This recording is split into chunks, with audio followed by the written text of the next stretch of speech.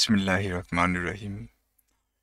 প্রিয় পঞ্চম শ্রেণীর শিক্ষার্থী বন্ধুরা, আশা করি তোমরা ভালো আছো। আজকে আমি তোমাদের জন্য পঞ্চম শ্রেণীর তৃতীয় অধ্যায় অর্থাৎ এই 7 থেকে 11 পর্যন্ত এই অঙ্কগুলোর সমাধান নিয়ে হাজির হয়েছি।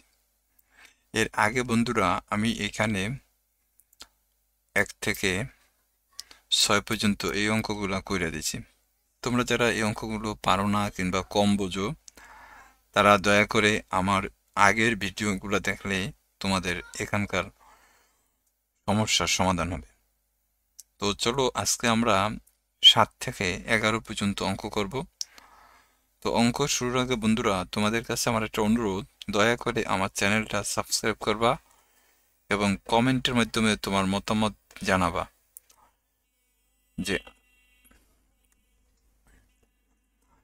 7 নম্বর অঙ্কে কি বলছে দেখো।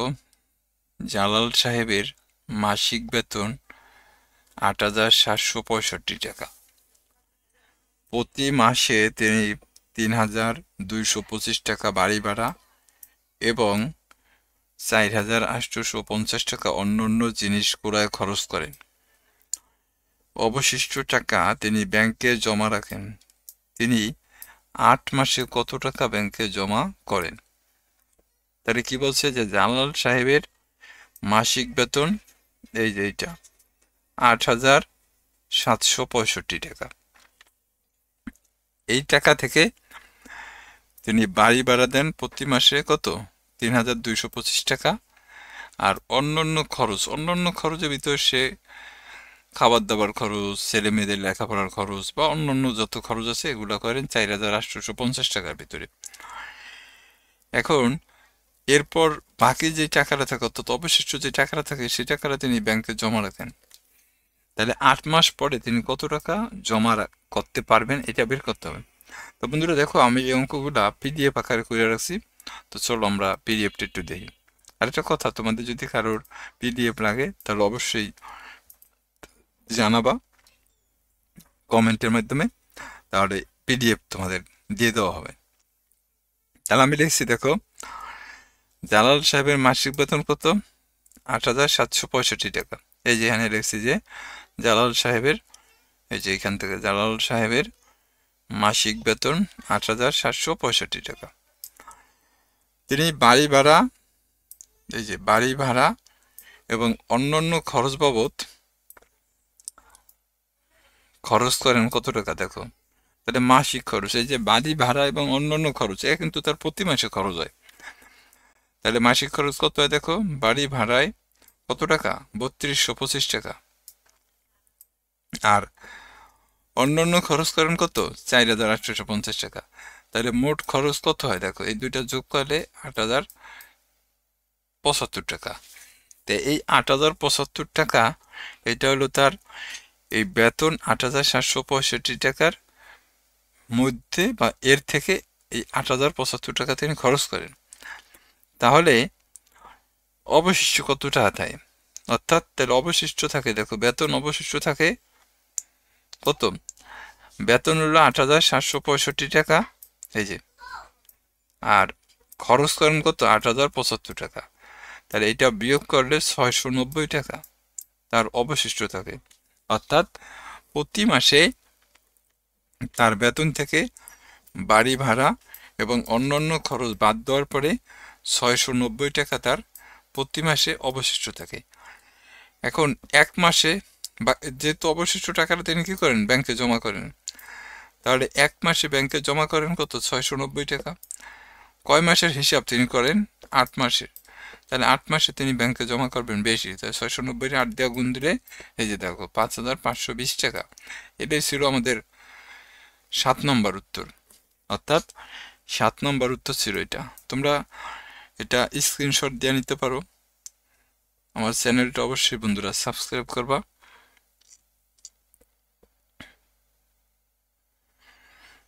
এবং কমেন্ট করবা। আশা করি বুঝতে পারছো। এরপরে দেখো ৮ নম্বর অঙ্কে কি বলছে, ফরিদা এবং ফাতেমার বেতন একত্রে 19,950 টাকা, অর্থাৎ ফরিদা আর ফাতেমা দুইজনে একসাথে 19,950 টাকা বেতন পান। এখন বলছে ফরিদা অপেক্ষায় ফাতেমার 2,450 টাকা বেশি, অর্থাৎ ফরিদা ফাতেমার এই যে 19,950 টাকা যে বেতন, এর ভিতরে ফাতেমার বেতন এই টাকাটা 2,450 টাকা বেশি। তাহলে প্রত্যেকে ফরিদা এবং ফাতেমার প্রত্যেকের বেতন কত? এখন দেখো তো, এই যে এখানে যে 19,950 টাকা আছে, এই টাকাটা হলো ফরিদা ফাতেমার দুইজনের বেতন। কিন্তু এখান থেকে যদি এই যে 2,450 টাকা, এই যে 2,450, এই টাকাটা তো ফাতেমার বেশি। তো এই টাকাটা যদি আমি বাদ দিয়ে দিই, দেখো তো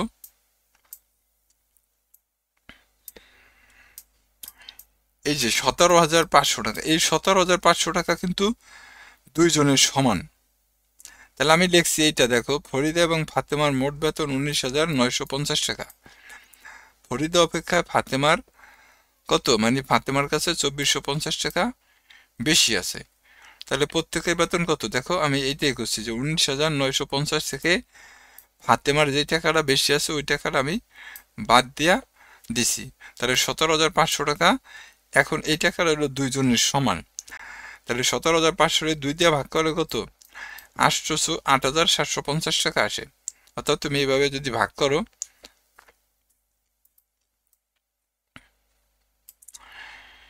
এভাবে যদি ভাগ করো, এই যে 2 ভাগ 17,000 কত? 500। এটা যদি তুমি ভাগ করো, দেখো 2 17 ভিতর 8 বার যায়, 8 দুগুণি কত? 16, থাকে 1। তাহলে 7 দুগুণি কত? 14,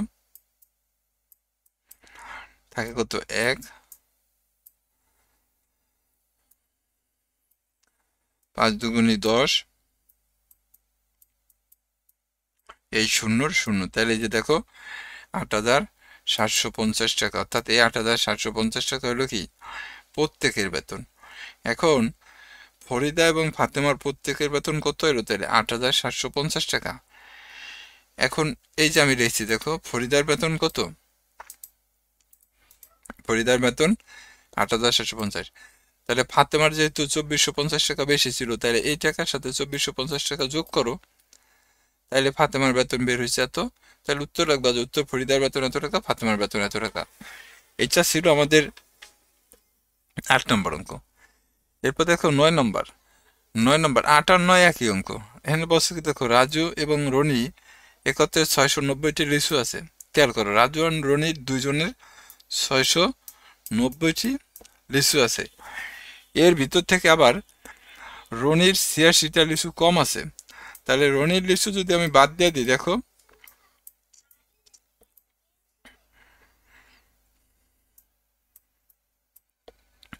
রনির 86টা লিচু যে কম আছে, এই লিচুটা বাদ দিয়ে দিলে 604টা লিচু থাকে।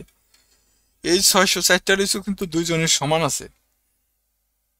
তাহলে প্রত্যেকের লিচু কয়টা আছে? তাহলে আমি লিখছি, দেখো রাজু এবং রনির মোট লিচু আছে 690টা। রাজু অপেক্ষা রনির 86টা লিচু কম আছে। তাহলে প্রত্যেকের লিচু কত হবে? 690 থেকে 86টা বাদ দিলে 660। 660 যদি তুমি 2 দিয়ে ভাগ করো, তাহলে প্রত্যেকের লিচু সংখ্যা কত? 302টা। তাহলে রনির লিচু 302টা। তার রাজুর যেহেতু এখানে তোমার রনির 86টা কম ছিল, তাহলে এই 86টা এখন রাজুর সাথে যোগ করো। 302 এর সাথে 86 যোগ করলে 388টা। তাহলে রনির এলো 302টা আর রাজুর এলো কত? 388টা। এটাই উত্তর, যে উত্তর রাজুর লিচু আছে এতটি এবং রনির লিচু আছে এতটি। এটাই ছিল আমাদের কত 9 নম্বর প্রশ্নের উত্তর। তোমরা আশা করি বুঝতে পারছো। না বুঝতে অবশ্যই কমেন্টে জানাইবা।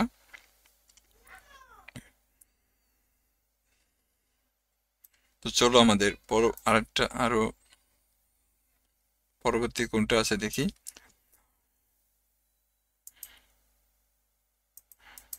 এখানে দেখো 10 নম্বর অঙ্ক।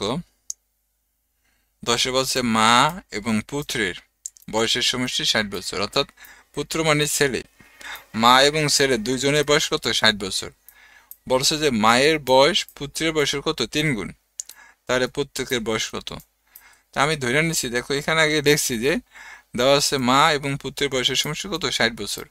মায়ের বয়স পুত্রের বয়সের কয় গুণ 3 গুণ, এগুলো বইতে দেওয়া আছে, এই যে আমি দেখছি। এরপরে এখন ধরে নিচ্ছি, দেখো ধরি পুত্রের বয়স যদি ক বছর হয় তাহলে মায়ের বয়স কত 3 গুণ, তার মানে 3 ক বছর। তাহলে মায়ের বয়স কত 3 ক বছর। এখন এই মার বয়স আর হইল পুত্রের বয়স, এই দুইজনের মোট বয়স কত 60 বছর। তাহলে এই যে দেখছি মার বয়স যোগ হচ্ছে পুত্রের বয়স সমান সমান কত 60 বছর। তাই 3 ক আর ক যোগ করলে কত হয় 4 ক হয়, এই 4 দিয়ে 60 ভাগ করলে কত 15 বছর। এই কর মান হইল 15 বেরোইছে, এই ক কিন্তু পুত্রের বয়স, তাহলে সুতরাং আমরা বলতে পারি যে পুত্রের বয়স কত 15 বছর। অর্থাৎ আমরা বলতে পারি যে পুত্রের বয়স 15 বছর। তাহলে মায়ের বয়স কত হইব, মায়ের বয়স 3 ক ছিল, তাহলে এই 3 আর কর মান কত, এই যে এখানে 15, তো 3 দিয়ে 15 গুণ দিলে 45 বছর। তাহলে লিখছি যে পুত্রের বয়স 15 বছর এবং মায়ের বয়স 45 বছর। এটা ছিল আমাদের কত নম্বর অঙ্ক, 10 নম্বর অঙ্ক। তোমরা চাইলে স্ক্রিনশট দিয়ে নিতে পারো।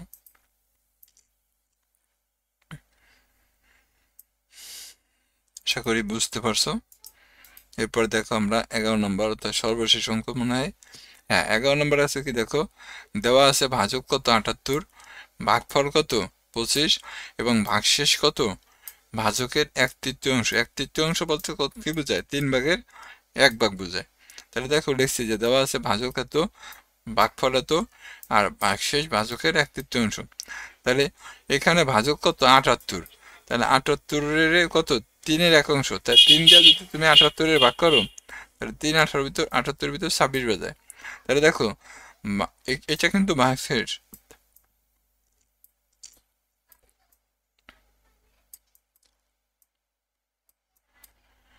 ভাগশেষ কত তাহলে 26। এখন প্রশ্ন চাইছে কি ভাজ্য কত, ভাজ্য নির্ণয়ের সূত্র কি, এই যে দেখো ভাজ্য সমান সমান ভাজক গুণন ভাগফল যোগ হচ্ছে কত ভাগশেষ।